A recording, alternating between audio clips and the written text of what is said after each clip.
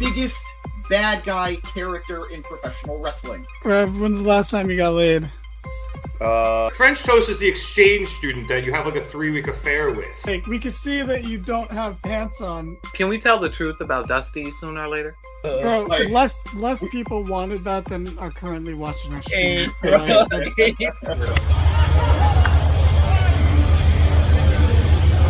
And you know Vince, and you still think, are these true? It's like... Welcome to the Mark It Down podcast.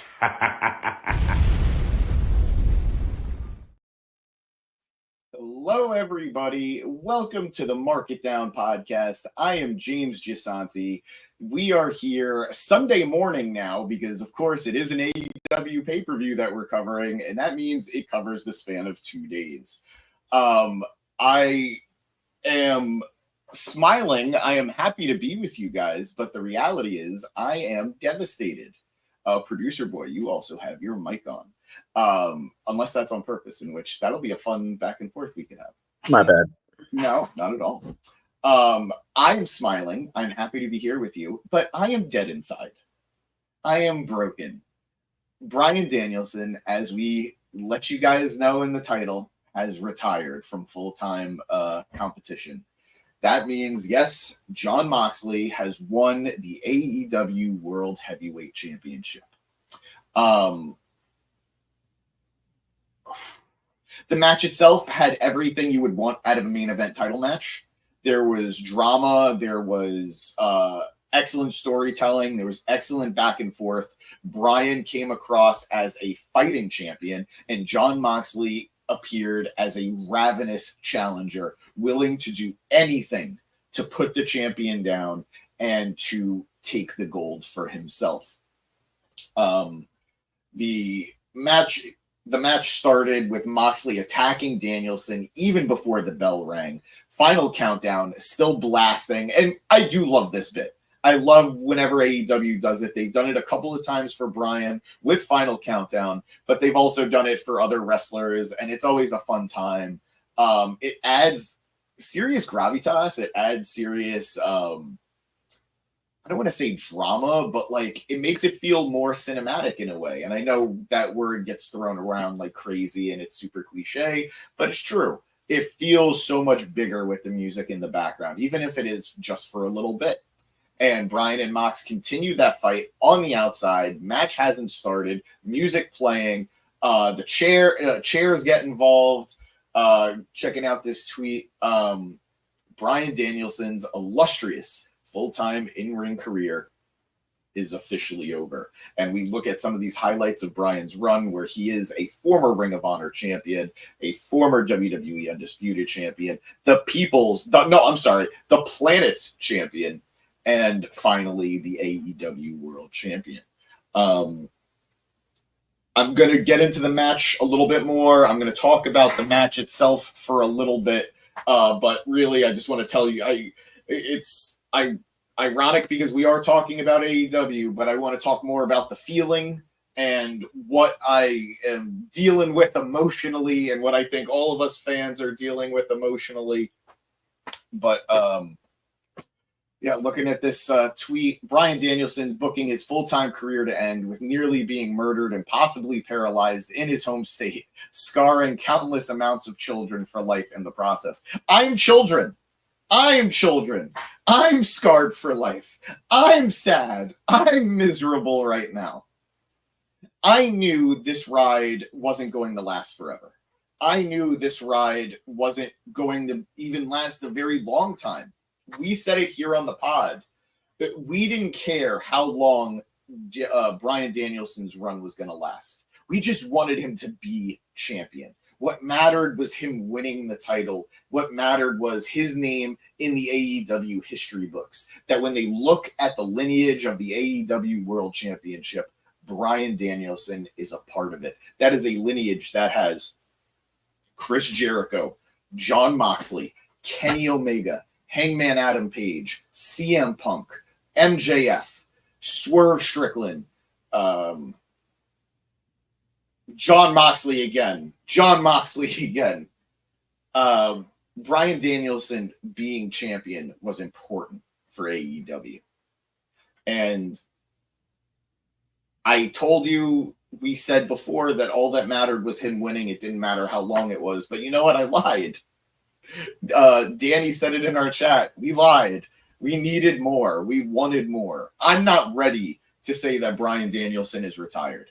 I'm not ready to say that I don't know that I'll be able to see Bryan Danielson wrestle the next time AEW is in town. That's a rough feeling to have.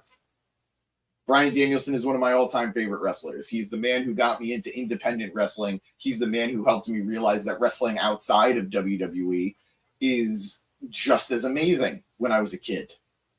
So this really sucks. I'm happy for him that Bryan, going back to that tweet that Producer Boy pulled up jokingly, that Bryan booked all this. I'm sure that's true. And I am happy that Bryan got to go out on his own terms. Bryan got to go out in front of his hometown. Bryan got to go out a fighting champion, and Bryan neither pinned nor was he submitted. So I guess that's a good way to go out as champion. But man, do I just have a bitter, bitter taste in my mouth. But going back to the match, both men are fighting on the outside. Mox takes a chair into the ring, and Danielson drop kicks it into his face, and finally we get a bell. Bryan goes for some corner drop kicks and chops and kicks. He hits a Saito suplex, sets up a Busaiko knee, but only gets a 2 count. He then hits a big dive onto the outside, basically onto the announce desk, where Bryan hits chest kicks, but Moxley thumbs Bryan's eye and blocks the finish. He does a pile driver onto Bryan, onto the table that does not break. It looked absolutely brutal, and brutal is a word that I'm going to say several times in this matchup recap, because that is what we got. Just hard hitting spots that, quite frankly, make my neck, my back hurt.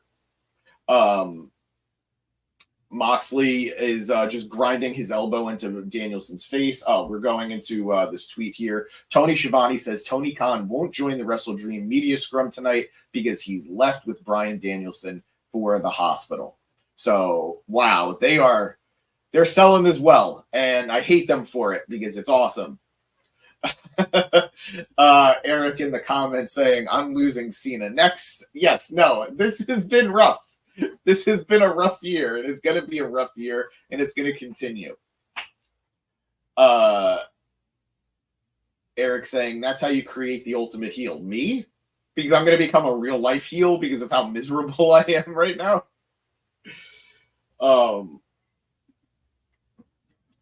Back inside the ring, Mox is stomping the chest of Danielson. Danielson gets back to his feet for some chops, but Moxley swats him down with a blow to the neck.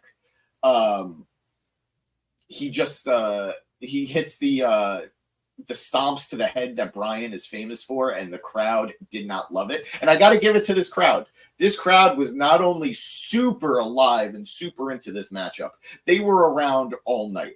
They were there for the big spots. They might not have been the loudest crowd ever, but they were there for the things that mattered. They were there for the spots that mattered, and they helped make this show a lot better than it was. Not that it was a bad show. It was a good show, but that crowd definitely amped up the energy.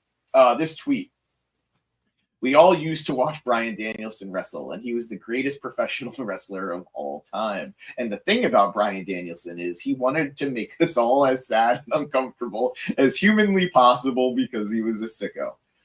What up, Dev? How you doing, pal? I appreciate you being here for me in my moment of need, in my moment of sadness, because, yes, I am devastated still.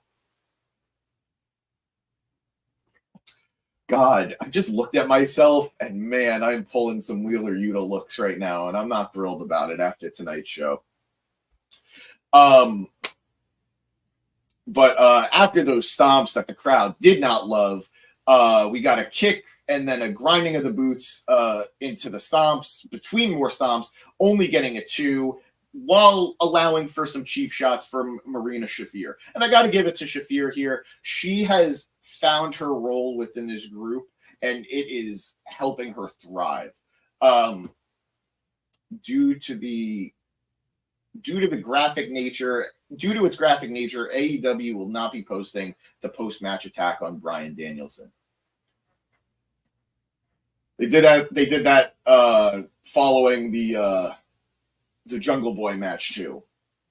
I get what they're going for. I do. It's not a bad way to build up the suspense of this and to build up the depravity of it. Sorry, guys. At this point, Moxley is working on Bryan's fingers, and Marina Shafir peels up the mats off of the surrounding ring area, and now we just have exposed concrete. Moxley then steps on Danielson's neck while on the steel steps. And it was really funny because there was somebody in the crowd who just kept yelling at Moxley saying, he's your brother. He's your brother. He's your fucking brother. Oh, wait, go back to that tweet, producer boy. I missed it. I'm sorry. Good guy Bryan Danielson putting over a whole faction in his last match as a full-time wrestler. The reverse Hulk Hogan. I'm going to get into that in a bit. The more I talk about it, the more I understand why this was the way it was. But as a Bryan Danielson fan, and more importantly, as a mark, I'm miserable right now. I am dead inside. But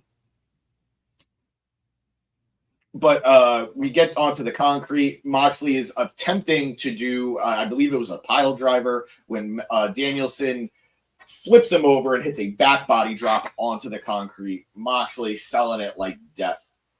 At this point, Bryan returns the favor by putting Moxley in the tree of woe and biting his forehead. This was after Moxley was peeling away at Bryan's K-tape and biting at his shoulder. Bryan hits a spider German suplex off of the top rope. He perches up, goes up top, and goes for a diving headbutt, and Mox dodges it. Nobody home, and Mox hits a blackout, but only getting the 2 count. He then puts him into the gator roll, into the bulldog choke, and Danielson counters with a short pile driver. Moxley starts to collect himself with Danielson hanging off the ropes, wobbly on his feet, and Bryan is hulking up. Hold on, going back to this tweet from producer boy.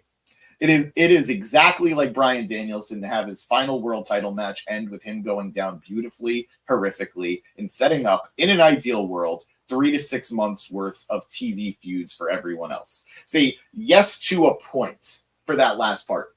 Yes to a point. Remind me of that in a bit, producer boy, because I am going to talk about that.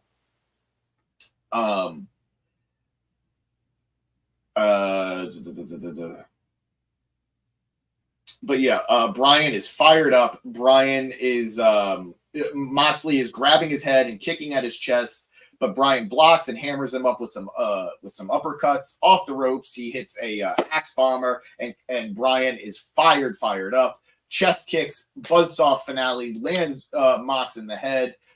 Bryan goes for the yes chance. Fuck you, WWE. You can't take them from us. What's this tweet here? Daniel Bryan's last match on Raw was against Seth Rollins. Daniel Bryan's last match in WWE was against Roman Reigns. Bryan Danielson's last match as a full-timer in AEW was against Jon Moxley. Forever the Shield. I don't care. I don't care. Good. I'm glad that the guys who have been main eventing for the last 10 years got that good old rub from Bryan. Yay. I'm miserable. But as Bryan goes in for the yes chance, Marina Shafir grabs his leg and Moxley lands an ace crusher. And finally, Bryce Remsburg ejects her. At this point, Moxley is just stalking Bryan. He goes for a paradigm shift, which is countered, and they are exchanging rolling elbows, German suplexes, and finally Bryan explodes and hits Moxley with the Busaiku knee, but Moxley kicks out. At this point, the crowds finally chants, oh, we got a tweet here from producer boy, Swerve lost the belt for this. Bryan only lasted 1 month with the belt. We have to see Jon Moxley in 2024 force another championship run. Tony Khan is literally burning in the bottom pit. Wow. Tony Khan is literally going to burn in the bottom pits of hell for this. Ew. Guys, come on. First of all, grow the fuck up. Second of all, Swerve lost so Bryan could be champion. Like I said, Bryan Danielson is an AEW world champion. That's going to mean something in 10 years. I love Swerve, and it's going to mean something that Swerve was AEW world champion, but it was important that Bryan was world champion. We could talk about Moxley in a second, but come on, be cool. Be cool, homie. After kicking out of the Busaiku knee, the crowd finally chants something that we have been waiting for them to chant in AEW loudly, and they finally really all get it together. You're going to get your fucking head kicked in. It was really cool to hear that in Bryan's last full-time match. And Danielson knows what he must do. He kicks Moxley's fucking head in. He then applies the label lock in the middle of the ring. Moxley is shaking, he's clawing, he's crawling, and then as he's about to hit that rope, Danielson grabs his free hand to block it, but Moxley is able to pivot his hips and get a foot on the ropes. Out of the ring, off the ropes, a suicide dive is caught by Moxley, and he counters it into a paradigm shift onto the exposed concrete floor. That was hard to see. I take it back. It was clear that Moxley had him safe. He was protected. This tweet, bruh, they ended this like the Avengers Infinity War. What the hell? There's no way Bryan Danielson goes out like this. Look, we are not going to see Bryan. I have no doubt it's going to be months before we see Bryan again. I will be shocked if we see him anytime soon. I think he's going to go home. He's been saying he needs neck surgery. He's going to go home. He's going to recuperate. And I think we see him sometime mid-2025. Maybe. We'll see. Bryan has gone on record. He's not fully retiring. This is just the end of his full-time career. So we will be seeing Bryan wrestle matches in AEW, presumably AEW, a couple times a year.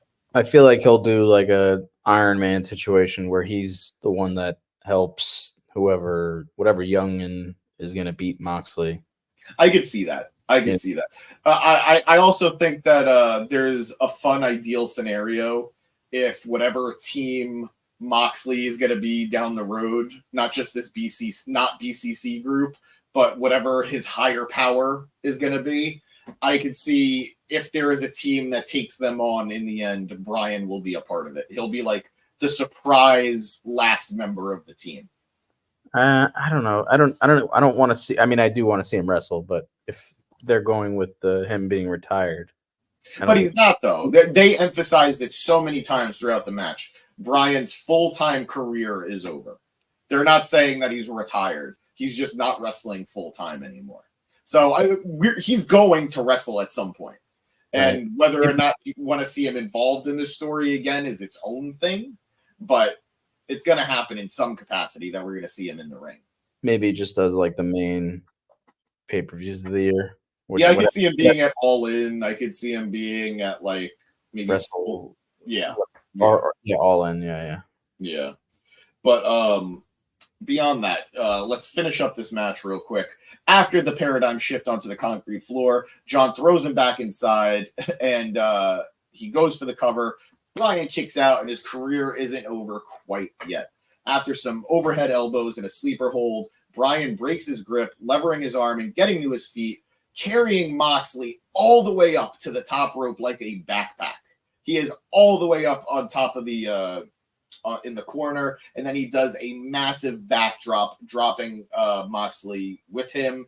Beautiful senton splash. At this point, both men are standing and struggling and staggered, trading kicks. Bryan is defiant till the end. He goes for a triangle choke and then a label lock in the middle of the ring, but Moxley is able to roll through. What is this tweet? Tom on, not Tom Green. I love Bryan Danielson. He saw the expectation that Sting's farewell set and decided to go in the exact opposite direction. He made you feel a really big feeling, but set the table for the next heroes after him. That's Bryan's career in a nutshell. Yeah, we know. He's Mr. Nice Guy. He's Mr. Selfless. He's Mr. Man for Others. That's great. I'm happy for him. So happy. Anyway, after going back and forth in the middle of the ring, Bryan escapes with a regal plex. I thought that was a fun callback to their mentor who helped form the BCC in the first place. At this point, Bryan explodes out of the corner and hits a third Busaiku knee that Moxley once again kicks out of. It was at this point that all of the energy just escaped my body. He charges in, and John takes him down with a pair of lariats, but Bryan isn't done yet. At this point, Moxley calls his shot, draws him up, hits a Death Rider, but Bryan kicks out at one. A little bit of energy came back into me. Moxley is talking shit to him, blaming Bryan for making him do this, but Danielson spits in his face and slaps the taste out of his mouth. It's at this point that Moxley hits a Gotch-style pile driver into the reverse chinlock. Bryan gets to his feet, tries running for the ropes, tries fighting to survive. Eventually, it is over after a body scissor. Bryan passes out, and that is it. That is the end of Bryan Danielson's full-time in-ring career. I hated it. I hated the finish. I get it. I said it before. We got a comment here from Hunter Riggy. Hey, Hunter, by the way, it's good to see you. Thank you for being here. Do we think Daniel Bryan will stay with AEW or go to WWE after he retired or sign Legends deal with WWE? Look, it's wrestling, so I never want to say anything's impossible. But I think the reality is Bryan left WWE because he kind of believes in the mission statement that AEW has, that there are different types of wrestling. And he didn't leave because he was on bad terms with WWE, so I guess anything's always possible. But I think the reality is he loves what AEW stands for. And he's gone on record, he doesn't really care about being inducted into the Hall of Fame. That's not to say he won't get inducted into the Hall of Fame because he knows his fans are going to want him in there. But I could see it being a good long while, and I could still see him having an association with AEW no matter what his official stance is. I do wonder. Go ahead. Sorry. I do wonder if he could be a first of like being able to do. I guess having not a first because I guess RVD is doing it. Well, not anymore. He's apparently like done with the AEW stuff. No, he said that he can do both. So he said that a while. So unless something new has come out, RVD when he started wrestling for AEW said that I'm still under a WWE Legends deal. They don't have any problem with me wrestling for AEW. Yeah. Supposedly though, RVD has signed a new contract with WWE that he's not appearing in AEW anymore, and he kind of started shilling a little bit. Like he was talking shit about Swerve and I think another wrestler. Right. He commented on the Swerve match that kind of was shitty. I think it was when Swerve defended his title like the day after he won it, like against Fletcher. Yeah. But he also talked shit about Ishii, which is weird because of the New Japan. Like, I don't know why he would do it to a New Japan guy, but regardless, it does sort of feel like the Kool-Aid has been drank. Right. Well, but we'll see. Maybe he will. Bryan is nice enough where everybody likes him, where they could maybe pull like AEW first year shit where they had Jericho on TV for half a second. Yeah. I don't know how hardcore they would go. Bryan, a huge would be. I would be shocked. I would be shocked if Bryan signs a contract with anyone, whether it's AEW or WWE. And if he doesn't have a contract, he can do whatever he wants. Well, AEW is not going to care. That's what I meant. I don't think he will sign a contract. I think there's a possibility he'll just say yes to both. Yeah. But I also don't know if that would be possible. I think it would be, if anyone's going to poo-poo that, it would be the WWE side of things. I don't think the AEW. I think Tony's cool enough and respects Bryan enough that he's not going to say you can't go get inducted into the Hall of Fame if you want to keep working here. Yeah. I also don't think he's dumb enough to put Bryan in a situation where he has to choose. I also think it would be helpful for him if he did go over there for, Hall of Fame and then he just showed right back up in AEW. Yeah, that would be cool. in his Hall of Fame speech, he's like, "By the way, catch me next Wednesday on Dynamite." That'd be yeah. I would flip the fuck out. Moxley But- comes out, beats the shit out of him at the podium. How many times do we got to do this? After the match, at this point, the rest of the not BCC comes in, meaning Pac, Marina Shafir, and Claudio. They immediately put the championship in a black bag, like in a backpack. And I know there's going to be some significance to this, that it's not about the belt, it's about what it means. But it's still I want to hear the explanation. I will say, and I don't think this really got caught by a lot of people, but immediately after the finish, Moxley does a quiet little bow to Bryan.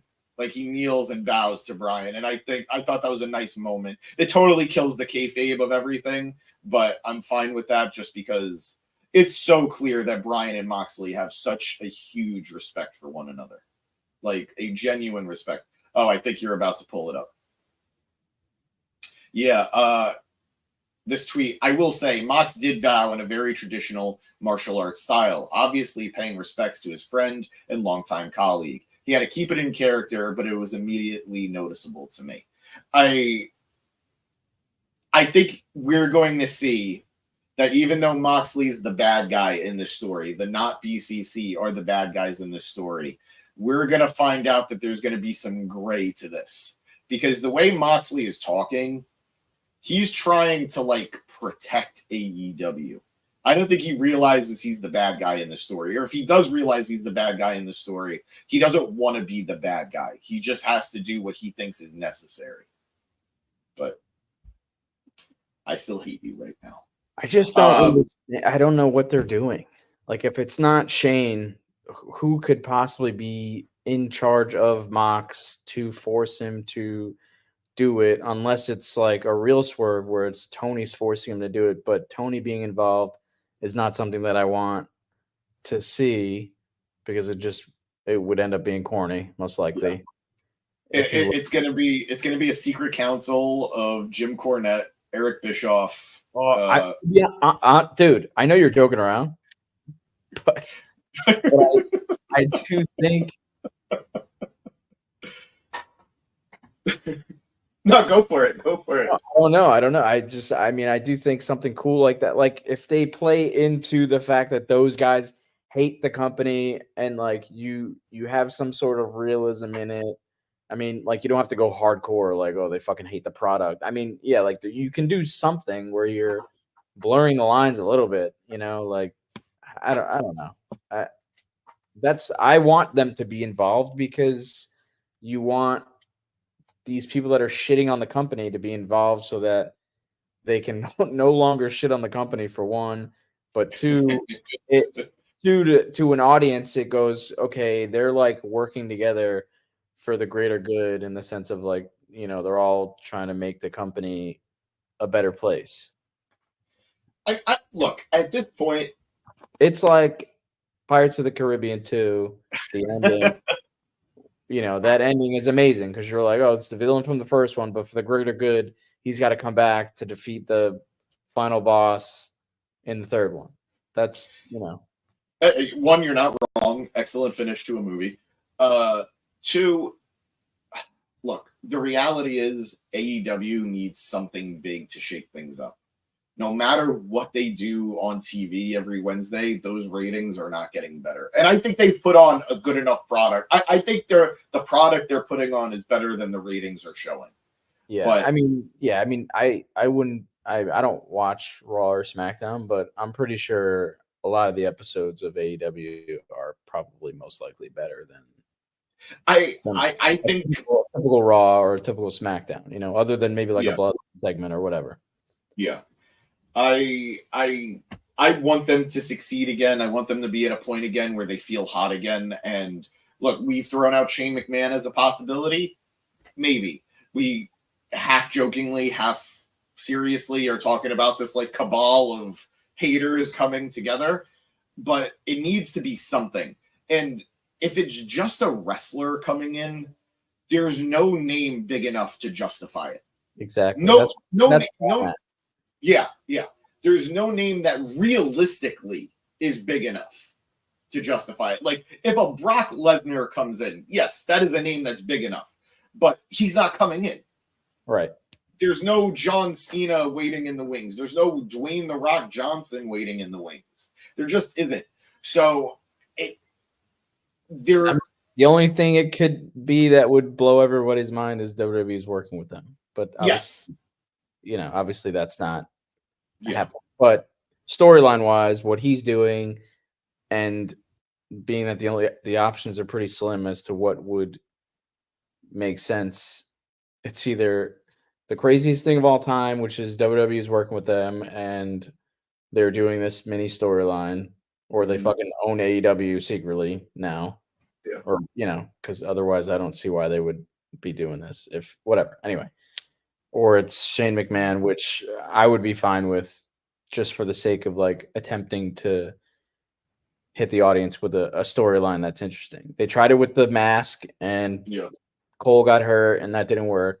Then they tried it with Tony getting attacked by, I forgot who did it. It was the Elite. It was Perry and the Bucks. The Elite. I mean, they're still running around with the titles, which is fine, but that never really led to them having it, because it did seem like they were gonna have they were like working for somebody, or did I make that up? It's not that they were working for somebody, but it was very clear they were meant to be the big bad guys of AEW. Right.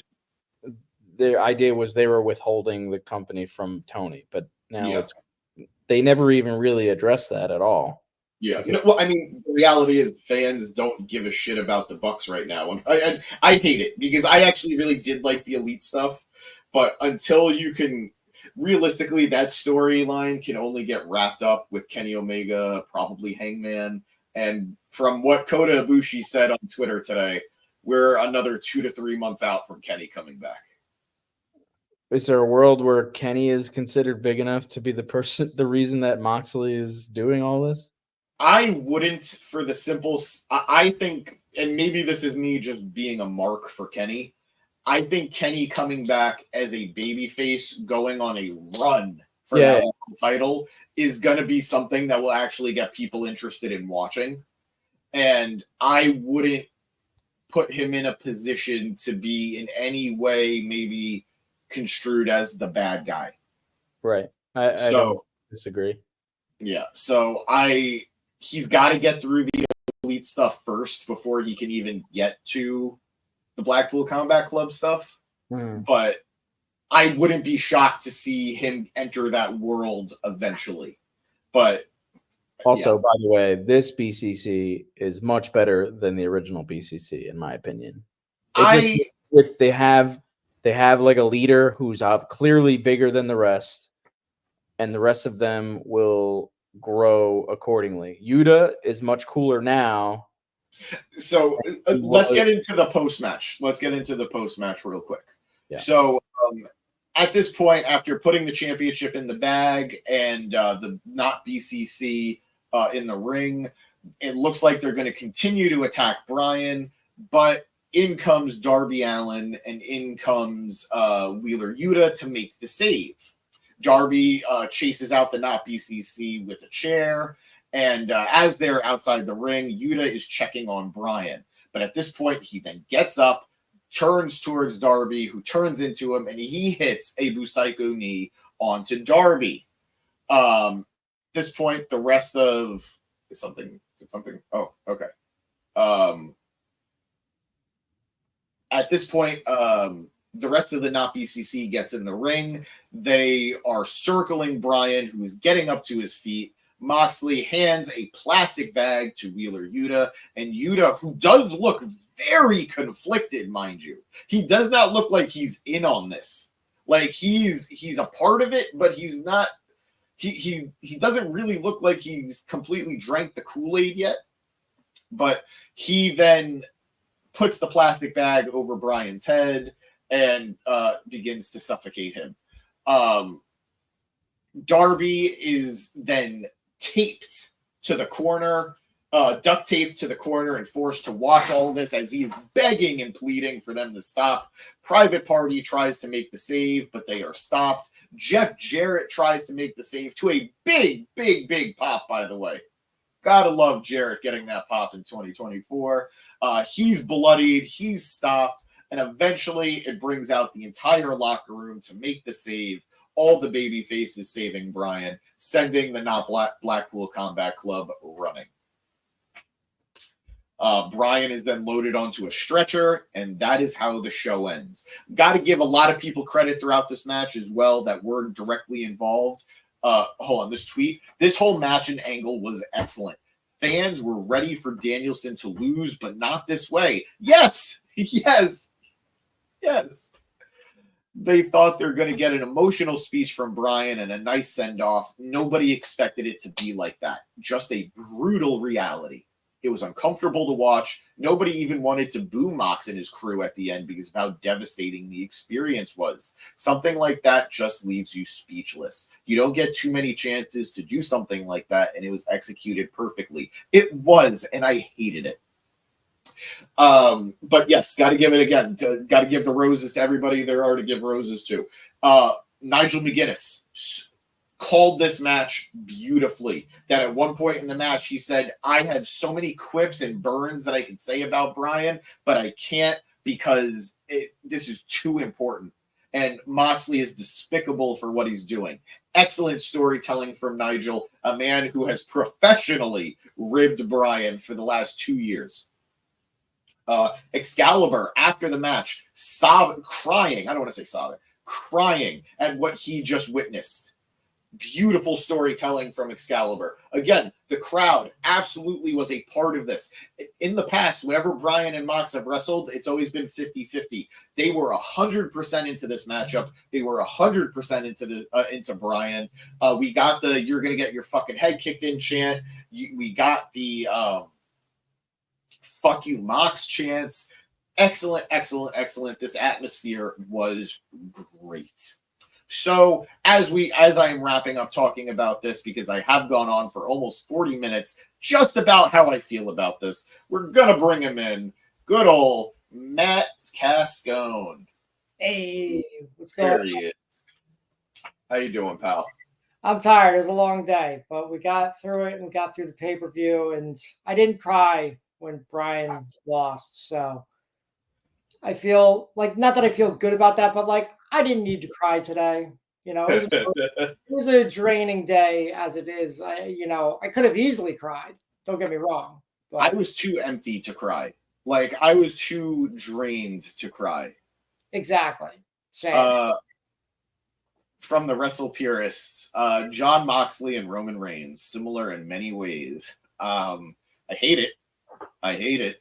But I think I'd put the Blackpool Combat Club against Roman's bloodline. I think I could. Yeah.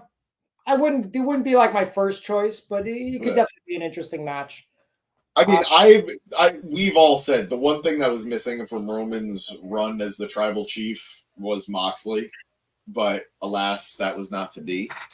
But this tweet, people will be bummed that this is how Bryan's going out, but to me, it's tempered by one, it's not really his last match. Yes, that's why I didn't cry. And two, his real Sting versus the Bucks feel-good retirement match was actually swerved at All In. That was the conclusion. This turned out to be the epilogue. I don't know that I go that far. I don't know that I go that far with that because this is the end. The epilogue is going to be what comes next. This was the final chapter of Bryan Danielson, but we are going to get more, and that'll be what gets me through.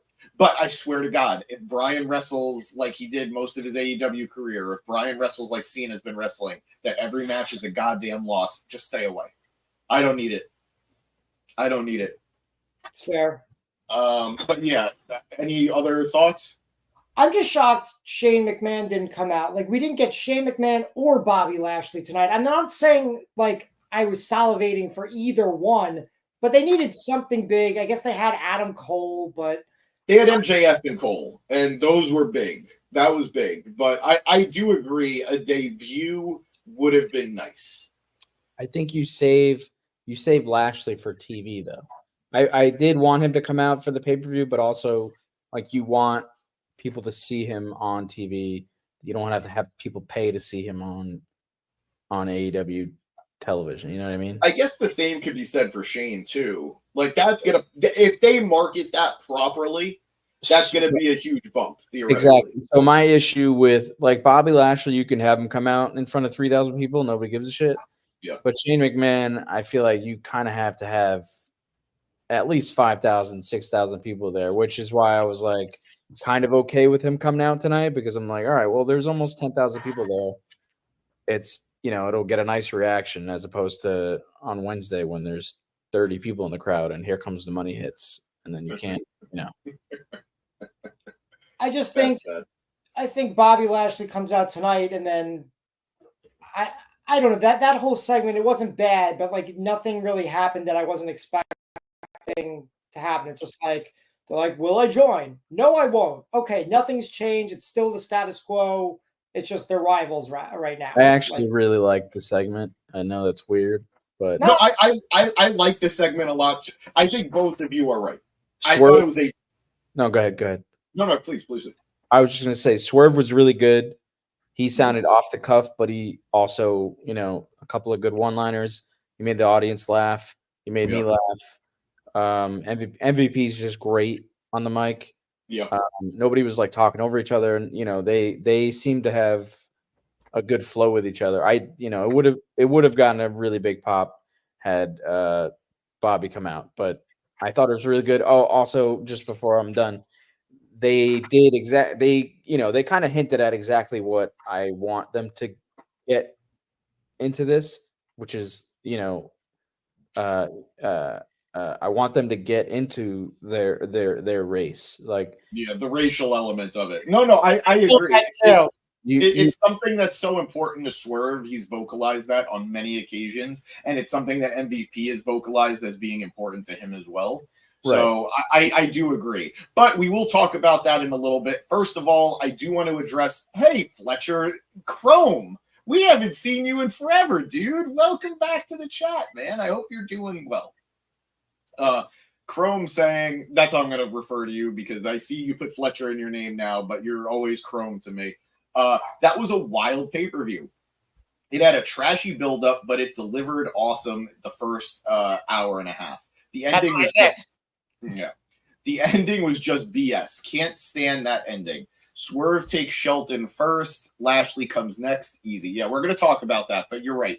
I'll save your other comment for when we actually cover the Swerve segment. But just any last word on this matchup? The main event? Yeah. It didn't really do it for me. There's a couple issues I have. Like one, talk about him. Mox is a 4-time champion now. It's insane how many times he's had it. 4 title reigns in 5 years. Not to mention the New Japan World Title run over the summer. So I know it wasn't by design. It was by circumstance, but it's still not ideal. And also the fact that Bryan never got to beat him in AEW kind of sucks. So we did talk about this in our private chat. Bryan can still come back and beat Moxley in the end, but I do think it's too little too late. I agree with you. I did not want this to be Mox. I was prepared for Bryan to lose this title at any moment. I didn't want it to be the guy who is now 3-0 against Bryan in AEW. I personally, I'm not crazy about that. I still have PTSD from the fact that Taker only has 1 win over Brock over like a 15-year period. Still hate that. He did beat him in that handicap match, though. Which handicap match? It was insane. It was Undertaker versus Brock and Big Show. And like, if Undertaker won, he got to get any match he wanted. And he kept beating them, but then Vince kept changing the rules. Like, oh, there's no DQ. And I do kind of remember that, actually. Yeah, it was insane. I don't think he ended up pinning Brock. Like, he probably pinned Big Show. Yeah. But still, he by himself beat Big Show and Brock together multiple times in one night. It was nuts. Not even if I had a nickel for every time Taker beat Big Show in a handicap match, I'd have 2 nickels, which isn't a lot, but it's weird that it's happened twice. Yeah, it also reminds me how like Kurt Angle could beat Big Show one-on-one, but then Kurt Angle, Luther Reigns, and Mark Jindrak couldn't beat Big Show in a 3-on-1 handicap match. Like, gotta love those heel dynamics. Yeah. But just to finish off something that Producer Boy and I spoke about before, it is interesting because, yes, on one hand, we do have an idea of where television is going to go for the next several months when it pertains to Moxley. That's why I am with you, Matt. I'm not thrilled that he's champion right now because I think there are other people who should be champion, but it is going to set the stage for a hero to dethrone Moxley. I think that's good. As much as we were all very ready for Darby to be the champion, it would have made me feel weird knowing he's the guy to retire Bryan. So him taking on Mox, that does narratively fit better. We don't know who the heroes are going to be moving forward in the next few months. Darby, we can assume, is one of them. Adam Cole is another that he came out at the end in that locker room clearing. Private Party stood up. Orange Cassidy, who had a great moment that we're going to talk about later. But go ahead, Producer Boy. I was just going to say we're kind of in a similar spot that we were when Roman. I mean, this is different because Moxley's not going to have the title for 5 years, but we're in a similar situation where we have all these stars. Any one of them could possibly beat Moxley and become an even bigger star. You know, there's the Jay Usos and the Kevin Owens and we go down the list. But in AEW you have the Orange Cassidy, you have Darby Allin, you have Adam Cole, you have my boy who I can't remember his fucking name, even though that's the only person I have to talk about. Jay White. These are all guys that have never had the title, and depending, you can just mess around for the next year and see who comes out insanely popular and then choose the guy. I would rather him not play it out with the intention of having Darby win, because what happens if somebody else just becomes a huge star overnight? You don't want to put yourself in that position. And I also Darby. What? The bull. Also, Darby's leaving, so it's like I can't really be invested in this guy because he's going to win the title and then what bounce? I guess he could win the title and then Christian cashes in and he goes on the mountain. You could do that, whatever. Anyway, was Christian there tonight? No. He has nothing to do right now. He's not going to. It wouldn't have made sense for him to tease a cash in on Moxley because there's no way he's in any capacity able to make that challenge. And why just have him show up to show up? So, especially he did that tease on Wednesday or Tuesday. All right, Producer Boy, we've talked enough about Bryan and Moxley. I'm sure I'm going to be talking about it moving on, but I'm sad. So I guess we could blow through the start of the show, all the stuff that Matt didn't see. Hangman versus. Wait for a sec. Why don't you do that? Hangman Adam Page took on Jay White at the start of the show. It's just gone. Just gone. Oh God. There he is. I'm here. That was so funny. Hangman Adam Page took on a fully babyface Jay White at the start of the show. And I got to tell you, as somebody who's been watching Jay White since very, very early on in his New Japan career, I'm talking when he went on excursion to Ring of Honor and he didn't really know what the Switchblade character was going to be. It is weird to see. I'm here for it. Because he is so goddamn cool. He's so likable. This tweet says, Jay White says that now that he's gotten rid of wrong number 1, Hangman, he's going to target and attack wrong number 2 on his list when he least expects it. I would be very careful if I was a certain patriarch. Is Got there a world? Sorry, to cut off, Matt. No, bring it. Is there a world where I mean, I hate the contract situation for a number of reasons. I think it's just they're biting off of the money in the bank. They're doing the exact same thing. It's just not something that I enjoy. But I will say it's not like AEW, like TNA also has their own version of Money in the Bank as but well. it's their version. This is literally Money in the Bank. Just yeah, no, you're not wrong. It is literally just a contract. It's worse because he's literally just walking around with a clipboard. It's just dumb. I hate it. It maybe worked with the Edge thing, kind of, sort of. But even then, it was like, what? Like, we were never explained the rules when he could, whatever. Yeah. Besides the point. I guess, is there a world where Jay White wins this contract off of Christian and is one of Moxley's opponents for the title at some point? It's possible. I think more than anything, maybe it's realistic that Jay will take the title off Christian. Just because, I mean, you could do it either way, but right. My brain goes to Christian cashes in on whoever beats Mox, and then Kenny is the guy that beats Christian. Based on Tony's booking of, the back and forth between, Star and Up and Coming and AEW and WWE and like whatever. We don't have to discuss that. But anyway, yeah, sorry. It's very possible. And look, we're very clearly in a point now with AEW where they don't have everything mapped out a year ahead of time the way they did in the early days.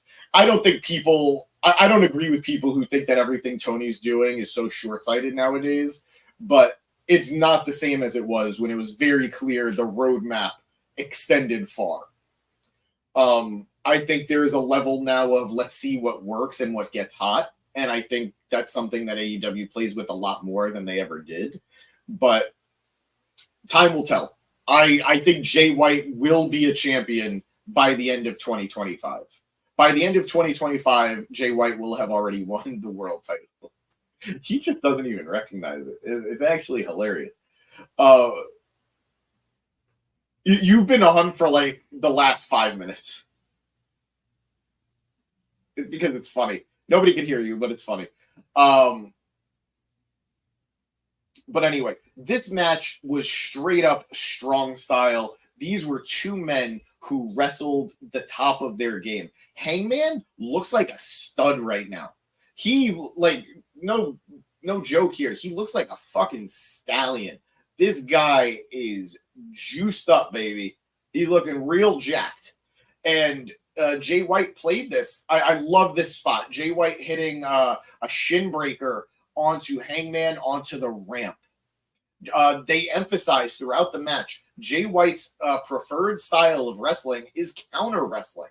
And they emphasize that counter wrestling often entails having to take a beating and then being able to return it. But that is the match we got. Hangman brought the fire. Hangman brought the pain to Jay White. The finish coming at the end after hitting a buckshot lariat in which his knee couldn't really hold out and he couldn't go for the pin. Hangman then tries going for the I said buckshot, it was the Deadeye. He goes for the buckshot lariat, but his knee can't hold up, and Jay catches him into it. What's Jay's finish called? It's not the switchblade, is it? It's the I don't know. The Sister Abigail that is in Sister Abigail. Guys, I'm sorry, it's late. But excellent finish. Jay White coming in hot with a big win after returning from months away. Hangman, not thrilled that he's taken a loss after beating Swerve and looking so dominant lately, but I know this is going to set him up for more.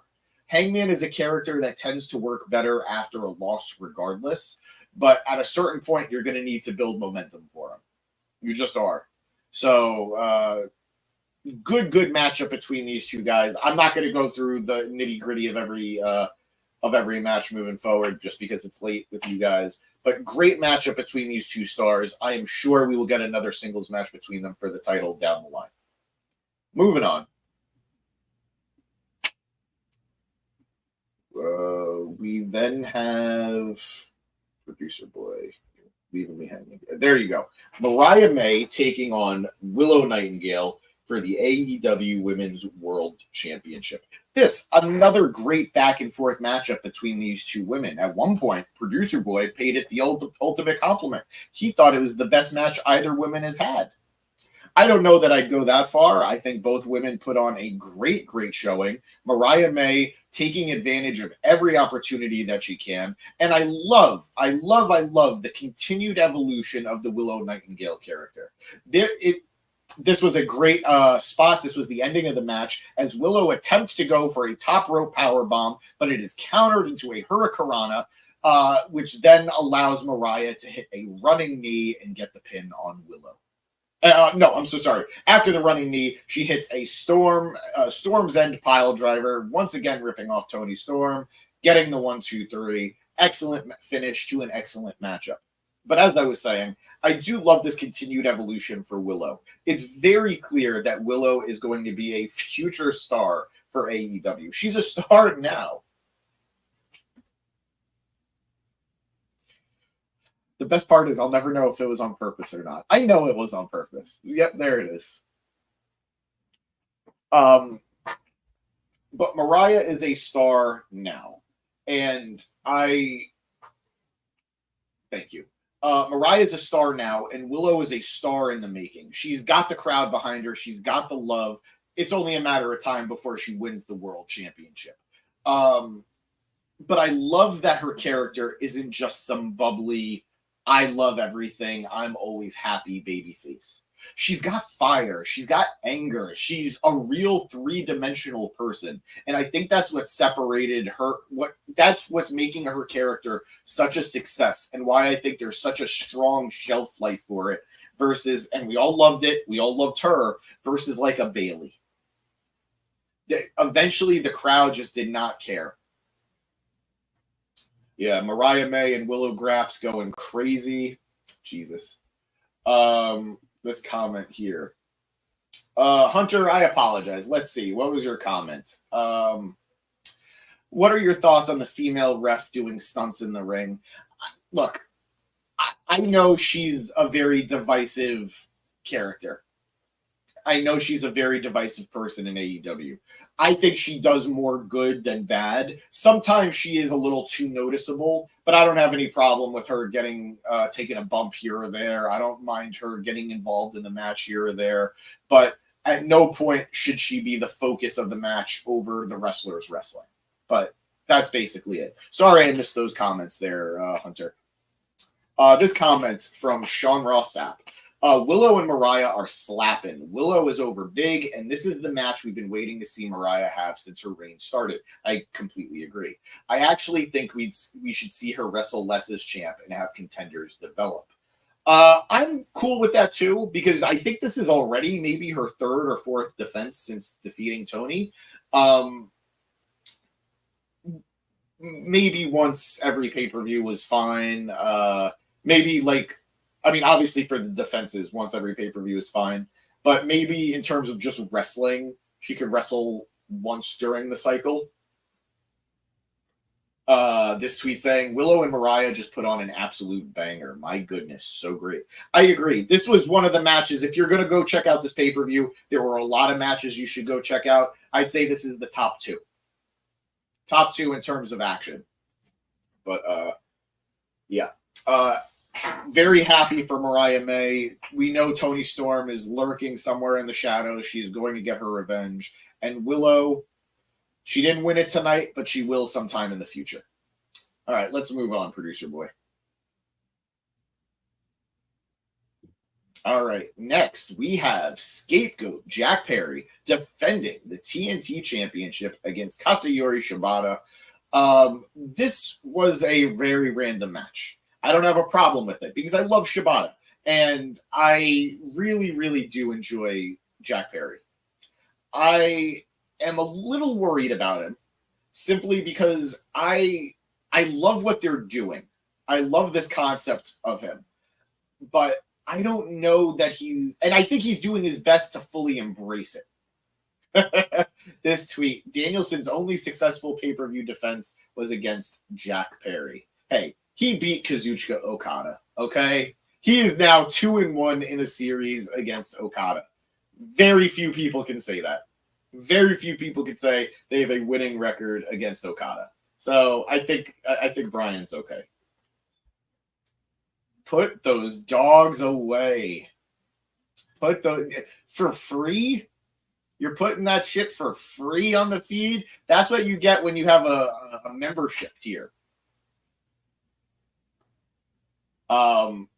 But the matchup itself was all right. Shibata was obviously taking it to him, and Perry was playing the cowardly heel as best as he could. Shibata wrestling that strong style of wrestling. The finish coming after a sleeper hold, hanging it onto Jack, really locking it in, falling back, cinching the body. Perry falls back, and then he accidentally pins Shibata. All right, this tweet. Jack Perry having one of the most mediocre title reigns in recent memory after Adam Copeland put his body on the line to try and make it mean something again is unfortunate. I disagree. Look, if Perry winning the title happened during the Elite stuff, where the Elite were kind of just terrorizing AEW, all those titles, the tag title, the TNT title, the Continental title that Okada has, all of them became secondary to the overall story. That said, Perry is having some banger matches. He is. This one wasn't it.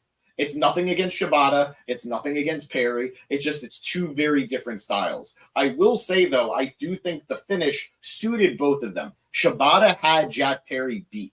He had him knocked out. It was just how they landed. The momentum was on Perry's side, and he was able to accidentally pin Shibata and retain while just doing nothing. I think it suits Perry's character very, very well.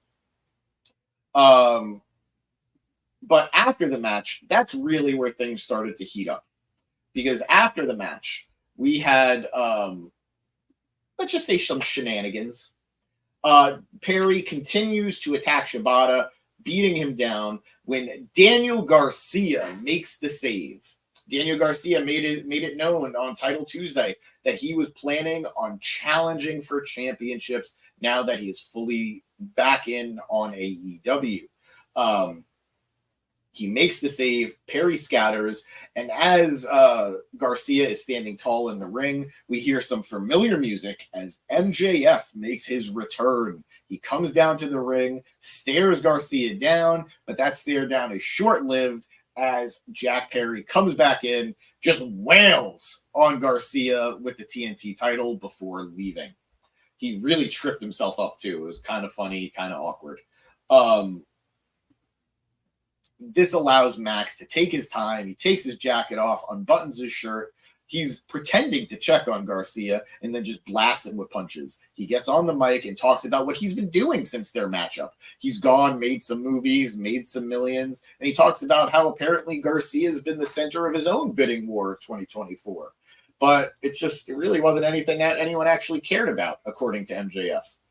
I don't agree. I don't know what he should be doing, right? Like, he shouldn't be going for the world title right now. He's not in a position to be going for the world title.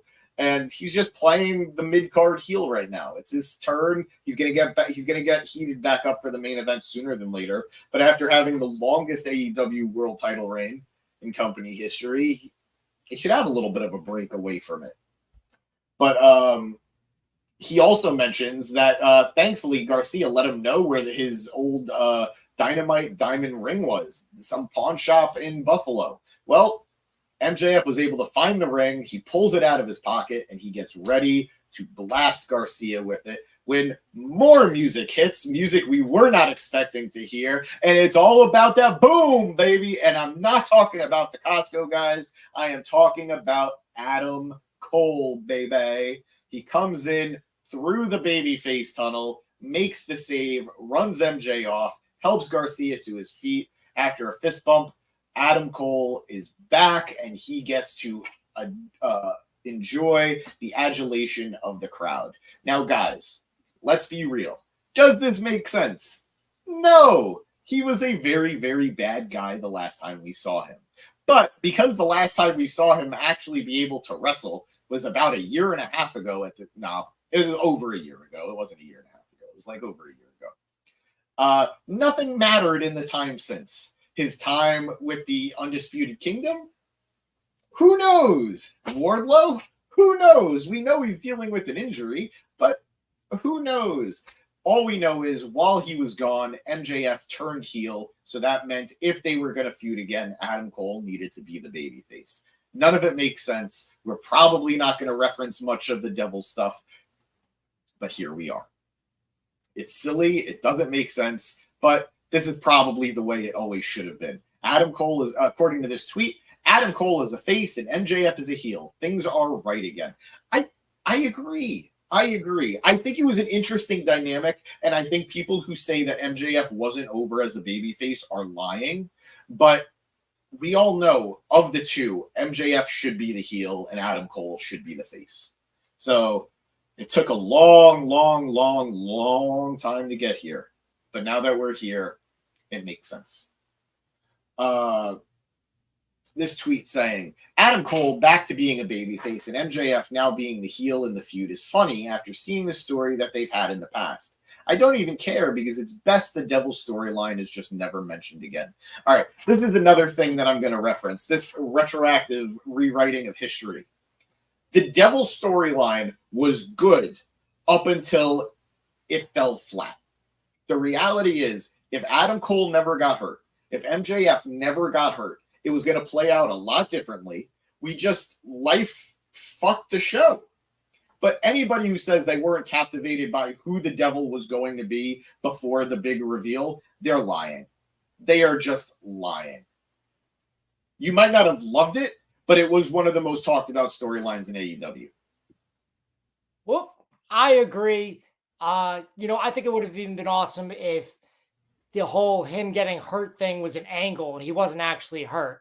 Like that would have, I think, blown everyone's minds. Like, what? Like you gave up the ROH tag team titles and you fucked over MJF all just for shits and giggles. Like that would have been amazing. But unfortunately, he was hurt. They couldn't pretend like he wasn't hurt.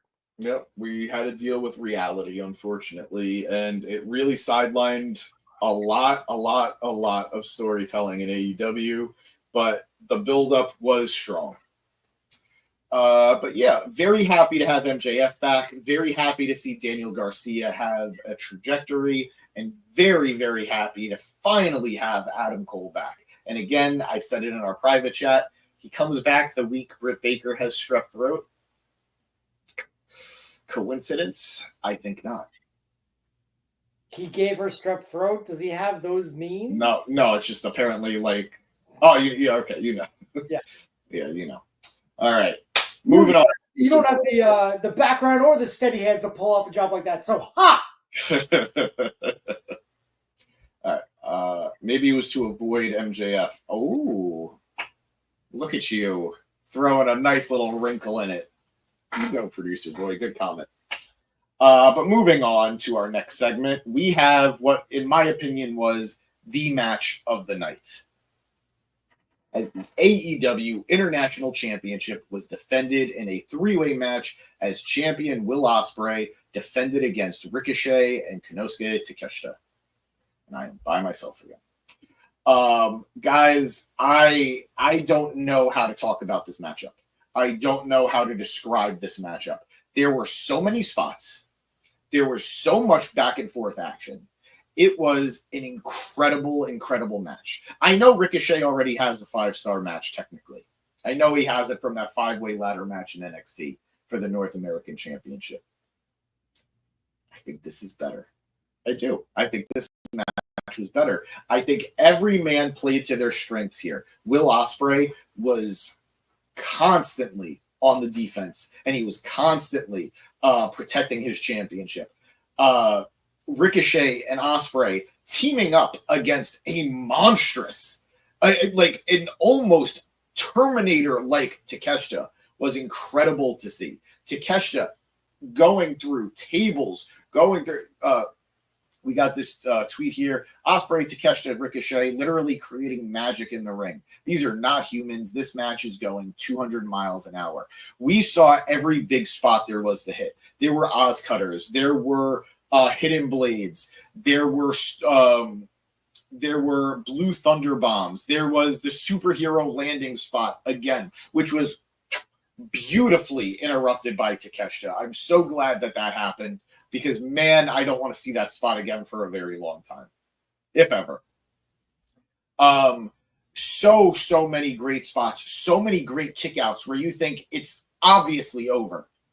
Ricochet had this match won a couple of times. Ospreay had this match won a couple of times. Takeshita had this match won so many times. We had people literally tossing each other into other moves, where we had a Poison Rana into a German suplex, into a Poison Rana. It was great stuff. The finish of the match coming after Ricochet being kicked out of the apron, being hit with a wheelbarrow tombstone pile driver, jumping off the apron and through the table. Takeshita effectively taking Ricochet out of the match. Back in the ring, Ospreay runs and hits a hidden blade, only getting a 1. He takes off the elbow pad. He hits a second hidden blade onto Takeshita, but before the ref can count to 3, Don Callis, who was on commentary throughout the entire match, pulls the referee off of the cover. Callis has the screwdriver in his hand, goes to hit Ospreay with it, but Ospreay is able to block him. He then hooks him up and is prepared to go for the Tiger Driver, but a man in a hoodie attacks him from behind, hits him with the screwdriver from behind. Who is it? Commentary did not the best job of hyping it up initially, but it was Kyle Fletcher. Kyle Fletcher ultimately betraying his good friend Will Ospreay for the family. Ospreay is shocked. He doesn't know what he's seeing. Takeshita then takes the knee pad down and hits Fletcher and hits Ospreay.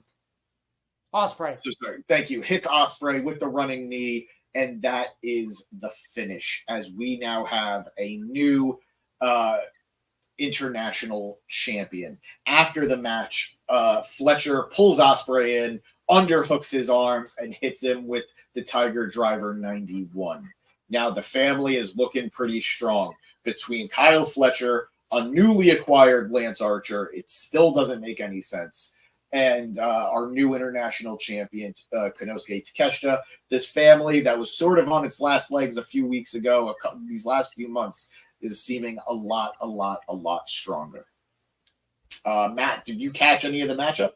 I caught towards the end. Like, I basically saw the table spot, which was fantastic. I mean, Takeshita doing those table spots on the outside is just great. We saw him do it together. You and me saw him do it at Forbidden Door. Different move, but just as good. I think he did a Blue Thunder Bomb then.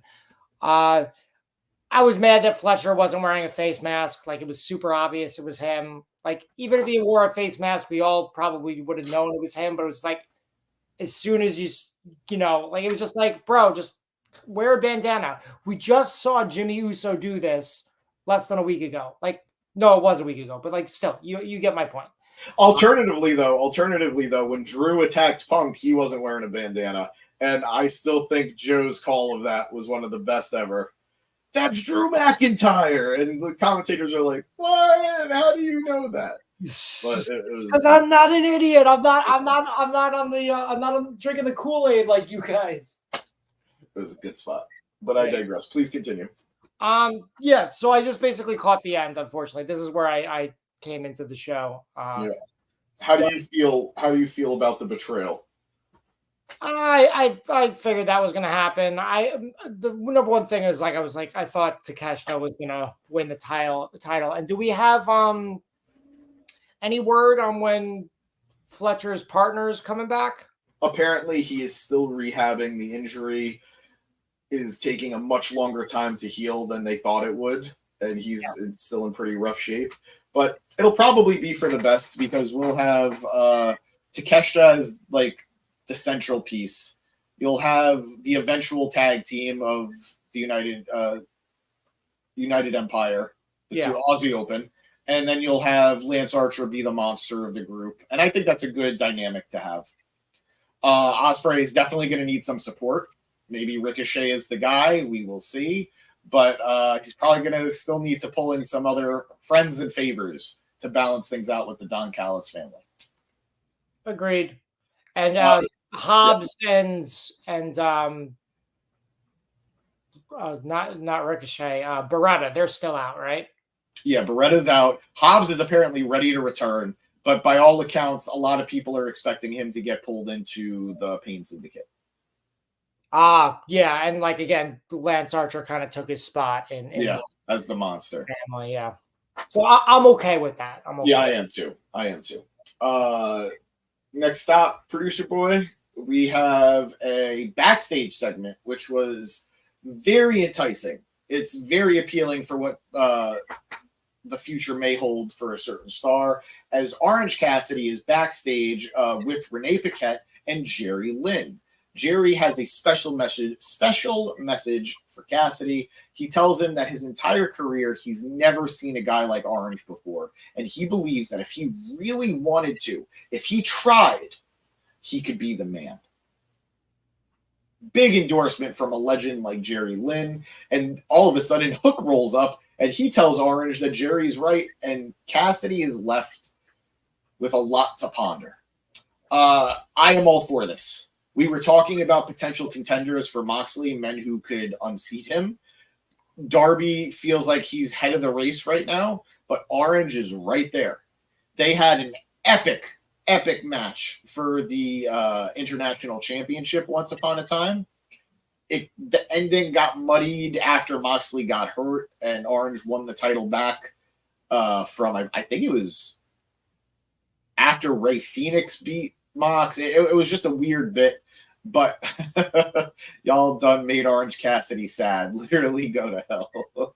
He's not sad. He realizes people now know. And I love this evolution for him, because when AEW started and Orange started, you had legends like Jim Ross saying, I just don't get it. I just don't really get him. I'm glad people like him, but I just don't get him.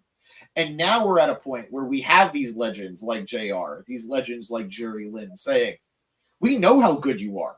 We want you to realize how good you are and actually achieve what we know you're capable of. Be the man around here. Be the guy. And Orange Cassidy winning the AEW world title feels way more like a possibility now than it ever did before. And it's going to be weird, but I'm here for it. Jesus. What? That wasn't that bad. That was guttural. Okay. That was a guttural one. That came up through like we felt it pass your lungs on that one. Sorry, I'm drinking Diet Coke. I need the caffeine. You're good. But yeah, fun little spot, quick, and hopefully we see Orange really, really take that to heart. But moving on, we now go to another highly anticipated segment as Swerve is making his long-awaited return. And by long-awaited return, I mean like a month. First out is Prince Nana, who is very excited to bring out his friend and his client, Swerve Strickland, but not before really just selling his coffee brand. And that is how you know this is what wrestling truly is. Wrestlers are carnies, all just trying to sell a product. I adore it. I adore Nana, and it was just hilarious. But out he comes, Swerve Strickland. Swerve admits that it feels weird to be out here without his title around his waist, but he's happy to be home and get such a warm reception.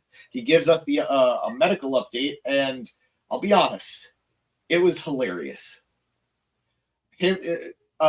Swerve talking about having pain shooting down his back. Swerve talking about pain, having a tingly feeling in his fingers. Swerve saying that, everything kind of hurts and he can't really feel everything, but he's medically cleared.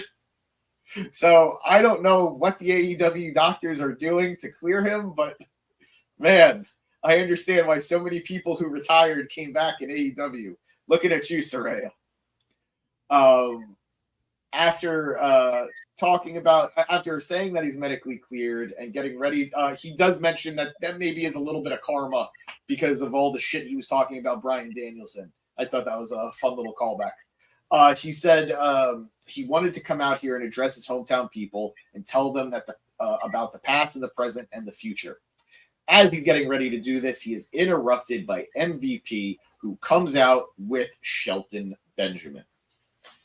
He wants to discuss Swerve's future with him and says Nana mustn't have given him his card because Swerve hasn't reached out to him. He didn't answer any of his calls, emails, or DMs, so he assumes Strickland must be in deep contemplation about his future. He says they go way back, and he believed in Swerve before he believed in himself. But he says that Swerve's career has floundered, and one of the things MVP has shown is a talent for helping champions climb the mountain again, and he wants to talk some business here and now. Swerve starts with saying, "Oh, by the way, hi MVP." It was really funny because it was just an awkward interruption. He says that he did give him a lot of great advice in 2017 when they wrestled at Defy. Does he remember that match? Because he beat him in that match. He says that he learned a lot that night and he carries it to this day. He says he's seen MVP ascend great stars above superstardom, just like Shelton Benjamin, who was a big inspiration for him as a 12-year-old Swerve would be crying in Shelton's presence right now. He paved the way for guys like him, for black wrestlers to do what they do in this ring. He's been watching the show the last couple of weeks, and the things MVP has been saying aren't wrong. The last couple of months haven't been good for them, and he can't even remember the cage match he had against Hangman because he got knocked senseless. He said that under Nana's watch, he lost his main event, his childhood home, and his title. But on the other hand, he wouldn't have any of those things if it wasn't for Nana. True. But on the other hand, he and MVP do go way back, and the potential of what they could do could really make some history. Swerve says Swerve likes having more power than anybody, and with MVP and Shelton Benjamin backing him up, oh my God. He says there's lots of things that really irk him about Nana sometimes, like his wages going up. Nana still selling weed to high school kids. In the parking lot, and that he's neurotic, he's sporadic. Sometimes he can't find him in the back before he goes out. But the number one thing about him is that he's family, and he doesn't turn his back on family for anybody.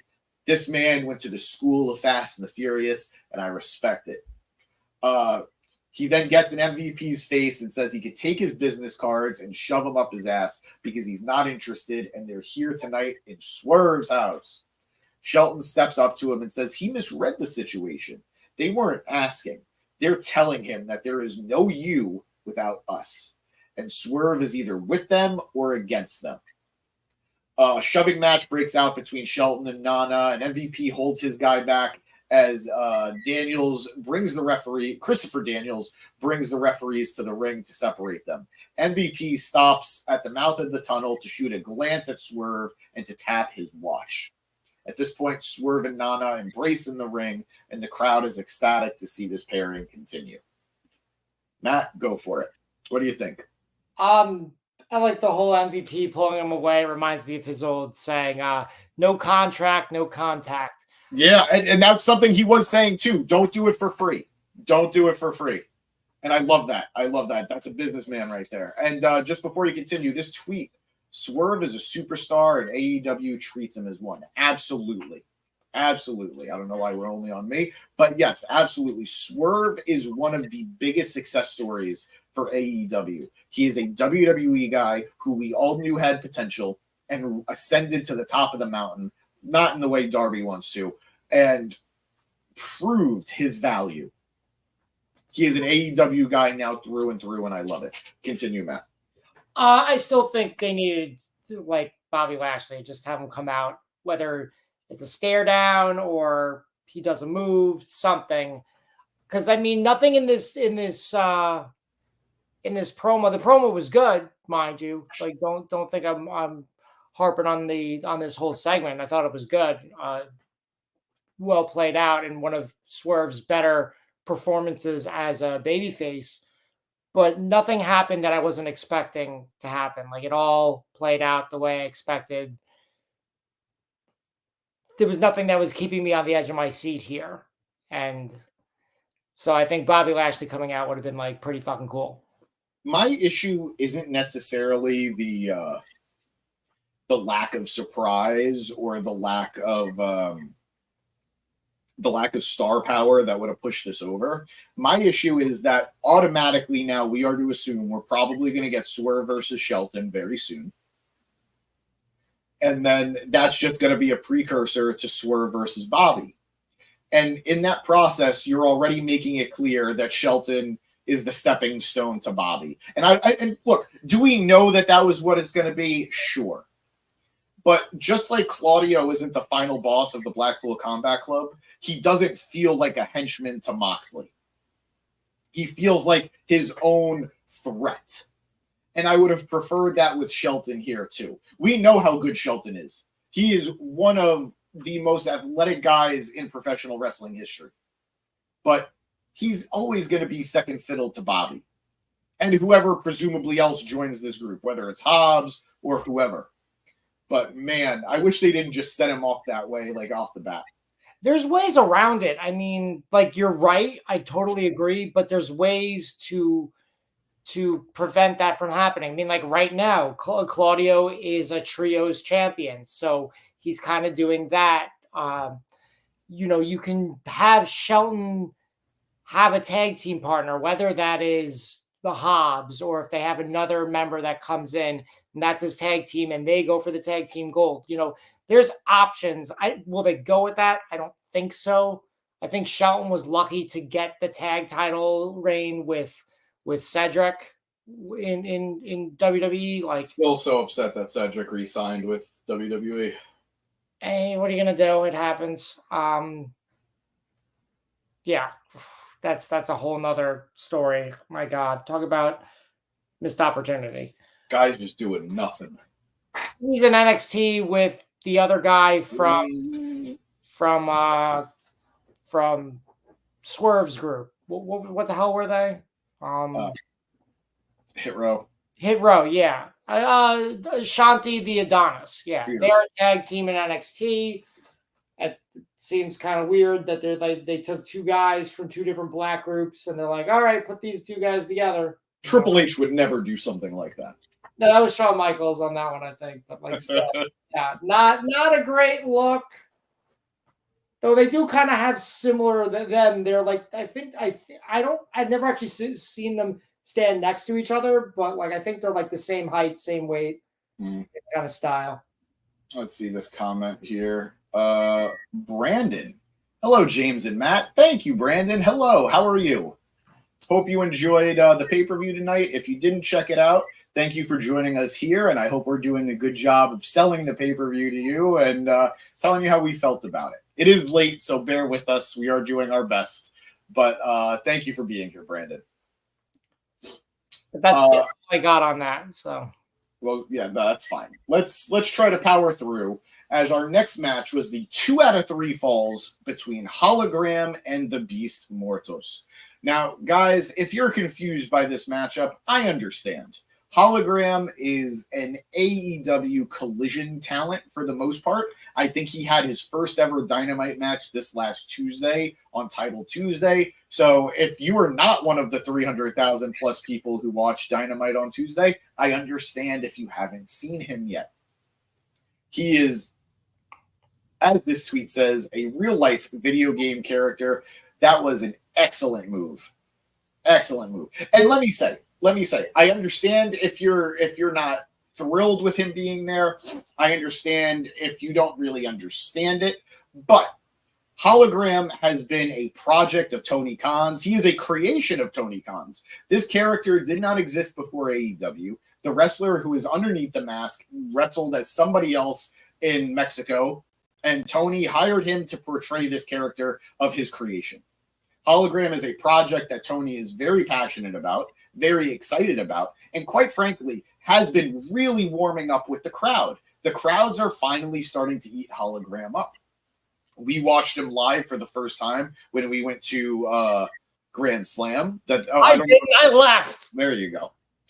During the Collision taping. And as somebody who's been watching the Beast Mortos since he was Black Taurus in TNA, I have been high on this guy for a very, very long time.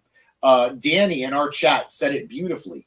These are two guys who have managed to, just through pure talent in the ring and just through pure good lucha things, have gotten themselves over. Sean Ross Sapp on Twitter saying, Hologram and Beast Mortos went from no reaction to getting the crowd. I'd imagine this match was put on because of the new Fox Sports Mexico deal and the show being aired there, and they picked a good one. They absolutely did. These two talents put on a hell of a match that by the time we got to the finish, the crowd was behind it. And that's why this match wasn't on the pre-show. It's very easy to put them on the pre-show and be like, see, they're in front of the crowd. But if you want them to get over, you need a bigger audience to see them, and you need them to do their thing. This tweet showing a poison, I don't even know how to describe it. It was an off-the-shoulders Poison Rana onto the apron from Hologram to the Beast Mortos. As somebody, again, who I've been watching Mortos for a while now, he is perfect against lucha guys because despite being a luchador himself, he has a very explosive tank-like style. He will let these other guys just do all the flying, all the bouncing, and he is like an explosive force that is either going to be a wall or match them with more ferocity. He is, at this point, a younger Rhino. And he could do more than Rhino ever could back in the day, and I love Rhino. But excellent match as we saw Hologram take the first pin after a crucifix bomb roll up. Mortos took the second pin after a discus lariat that was just devastating. And then the third pin came after a revolution power bomb from Hologram, who twisted him around on his shoulders from a torture rack and was able to get the 1, 2, 3. This tweet saying, putting Hologram and Mortos on pay-per-view because they're awesome is the most merit-based booking AEW did in forever. This is fun as hell. Absolutely. This was a company that prided itself on, if you were doing something right and you are getting over, you're going to have an opportunity here. And this match highlighted it. Maybe there were ulterior motives with Fox Sports Mexico, but quite frankly, they picked these two guys in particular because of how good they have been. You could have put in Commander. You could have put in a multitude of masked wrestlers or a multitude of high flyers. This was the right choice, and I'm very happy to see these two guys delivering. What did you think, Matt? I thought it was a very good match with some really great spots. So no complaints. I don't know. I still think it just felt weird on pay-per-view. Like, again, I did really like the match, so nothing wrong with that. But I'm just like, got another pay-per-view that's going to go to midnight, and I feel like this is the match that could definitely have been like on Dynamite. But you did give some good reasons, so it's not the end of the world. I'm not like going to bring this up, like, well, that match shouldn't have been, this is the one time you'll hear me say it. Hologram, he's going to need more than just flashy moves for us to care. Yeah, I agree. I think, like, tonight his mask, I'm not a fan of his mask. I don't think his mask is great. I love it. He looks like the Silver Power Ranger. I'm not a fan. And two, he kind of gives off like Sin Cara Project vibes. I mean, like, he's definitely better, 100%, but it still feels like that kind of project. And I'm like, at this point, I think Axiom is a more interesting character than... I mean, admittedly, Axiom's been around longer than Hologram has, so that's not really a fair... I understand the point you're making, by the way. I do. But the first time you saw Hologram was when? I think just I caught a glimpse of him on Collision. And I've seen clips online. Online. And this is the point. They are developing this character. You're right. He's absolutely a project. It's going to be sink or swim for him. So far, he's at least keeping his head above water. And I think he's starting to get a little bit of a rhythm going. Time will tell if it's going to pay off entirely. I agree with you. He needs to develop a character because a mask will only take you so far. Brandon in the comments, Silver Power Ranger mask. That doesn't vibe with everybody. Do you have a problem with the Power Rangers, dude? I mean, I was a huge fan when I was 5, but even back then, I was just like, "Mommy, why is the Black Ranger black? Like, was that by coincidence, or like, did he have to do?" And I was literally 5 when I asked that. I didn't know about the whole yellow thing. Like, I didn't. Brandon in the comments was, what was your match of the night? Brandon, my match of the night from an emotional standpoint was Bryan and Moxley. My athletic match of the night was the triple threat between Takeshita, Ospreay, and Ricochet. Matt, what about you? I didn't watch enough of the pay-per-view to give that a fair, answer. Fair enough. This tweet, we're ripping on JD from NY. Awesome. JD from NY nailed it. Ha ha ha. Khan is trying to create his own Goldberg. Brother saying, not true. Hologram is actually talented. Wow, so we ripped on Goldberg and JD from NY. Good, because fuck JD from NY. What he said, sure. Yeah, I'm tired. But Mortos, man, I really like him. Keep having him do stuff with Matt Taven. I'd say put the trios titles on Matt Taven, Mike Bennett, and Mortos, and Roderick Strong can just be jealous. Let's get a jealous Roderick Strong again. I think we're going to be dealing with the jealous Roderick Strong with Adam Cole, but give it time.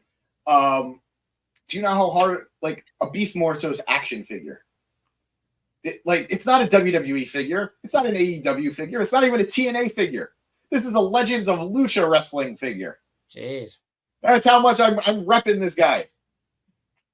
But, yeah, no, I'm all for it. That, what Frank Mortos, attorney at law stuff, is absolutely great.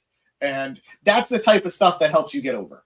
It really is. It's silly, but in the current day of wrestling, that's what's going to help do it. Yeah. So good showing from these two men. And yeah, rooting for Mortos, rooting for Hologram. And I said it in the private chat. When, not if, when Luchasaurus is able to come back to wrestling, I want Beast Mortos versus Luchasaurus so fucking badly. Just so badly. That would be dope. All right.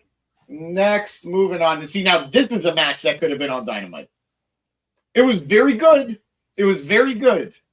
But Darby Allin versus Brody King was just as random as Hologram versus Mortos. I was saying it should have been Malachi Black versus Darby. That's a pay-per-view match. I agree. 1, yes, absolutely.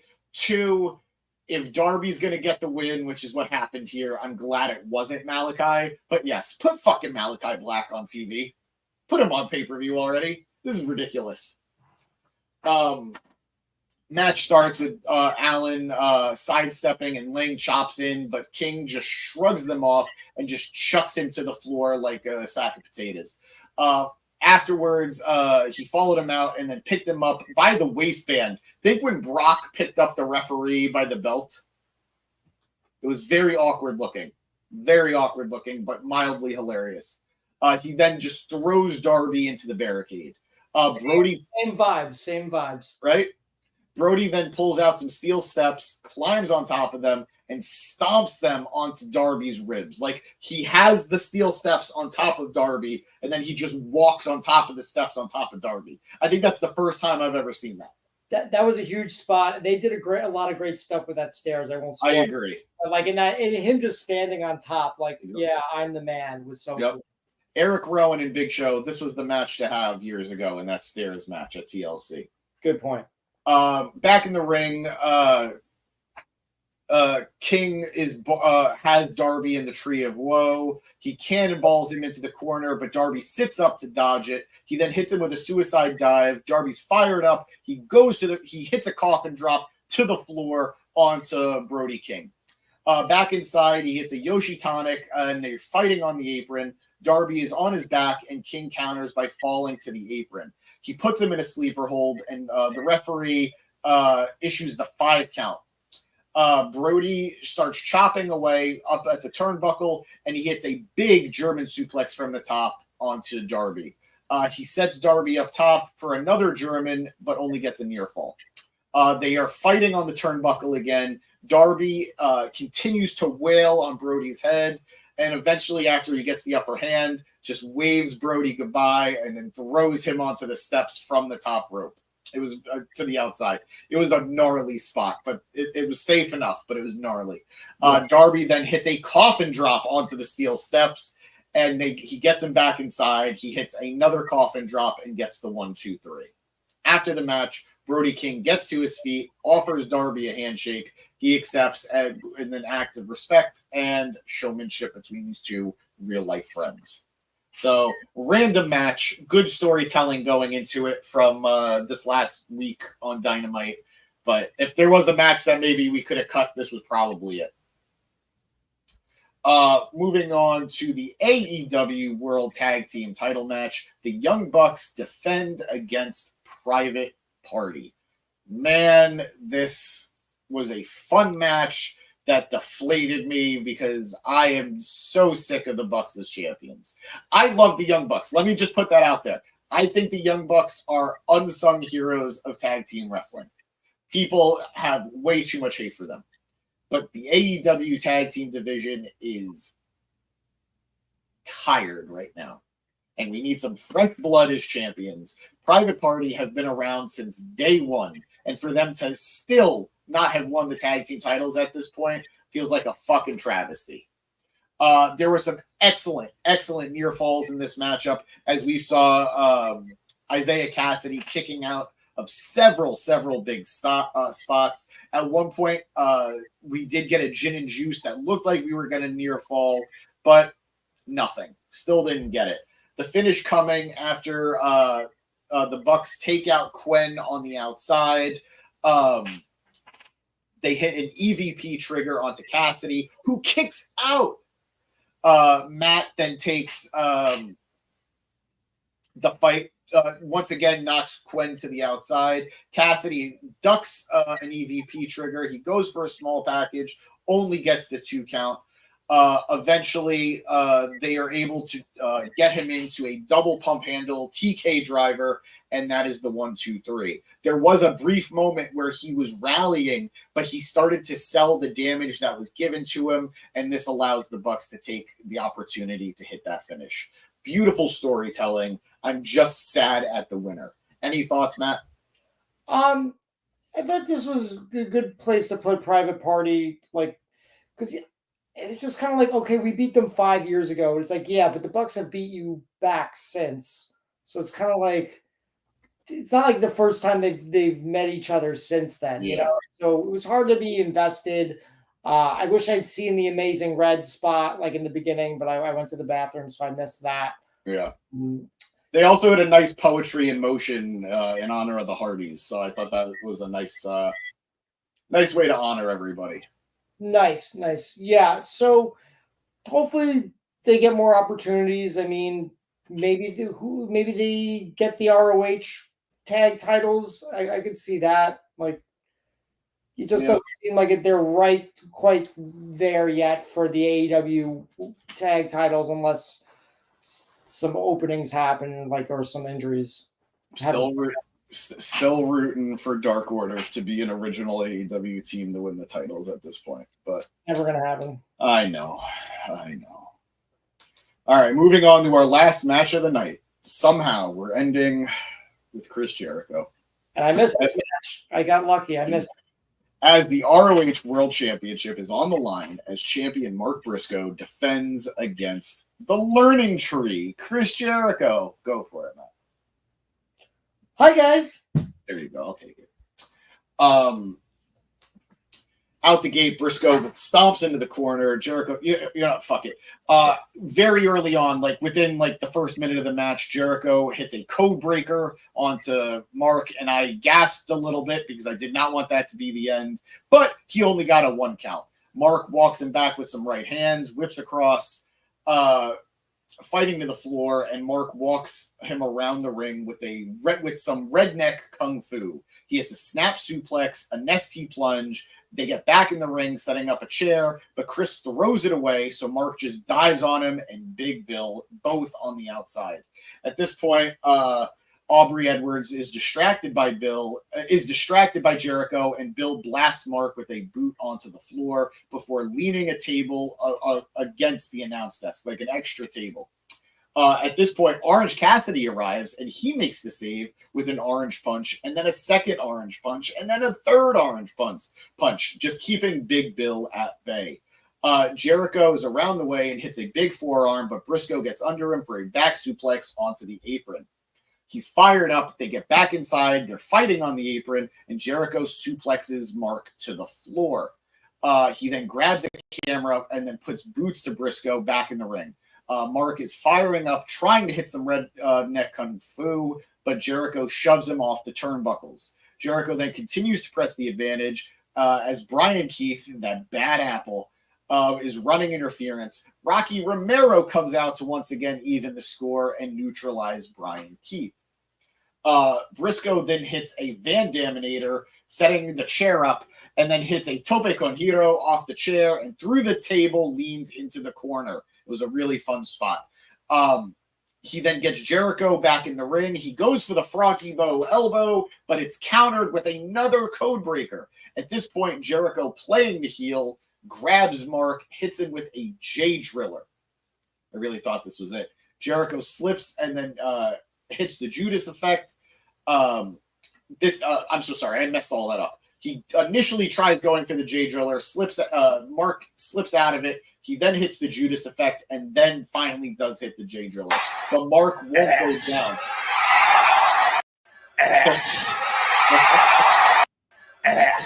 This tweet, Jericho co-main eventing a pay-per-view. Wow. By the way, I didn't realize Matt had just left. Gotta go take. Okay. Well, have a good night, Matt. After kicking out of the J Driller, we get some palm thrusts and some big chops.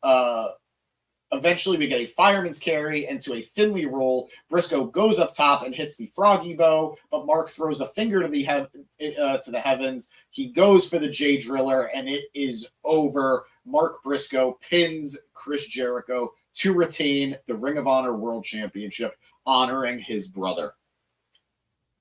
This tweet, private party lose, and we have to suffer through a Chris Jericho match. Yeah, Roman, I get it. But guys, that was Wrestledream.